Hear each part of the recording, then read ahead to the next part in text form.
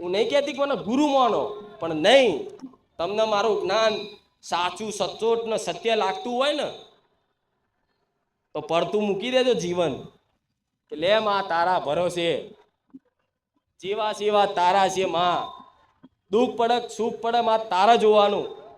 હું મેલડી એવું કહીશ કે દીકરાને છેલ્લી ઘડીએ તે હું મરવા તો નહીં જ દઉં, એને ડૂબવા તો નહીં જ દઉં, એને ગેરંટી લઉં છું છાતી ઠોકીને, એને ડૂબવા નહીં દઉં. જેમ મારા દીકરાને ઉગાર્યો ને એવા લાખો દીકરા ના ઉગારું ને તો લગીને મને મેલડીને જપ નહીં વરે. એટલે આવા હજારો ભાવિક ભક્તો આવતા હોય તો તમારું મૌન રાખું છું, તમારે આદર કરું છું તમારો. સમ કે તમે બધા ના હોત તો હું ના હોત, તમે મને માનનારા ના હોત, શ્રદ્ધા રાખનારા ના હોત તો મારું અસ્તિત્વ હોત. મારું અસ્તિત્વ કોના પૂરતું હોત? સોલંકી પેઢી પૂરતું. મને ગણી ગણી કોણ ઓળખત? મારી 4 ઘરની વસ્તી, મારી ઓળખ થાય.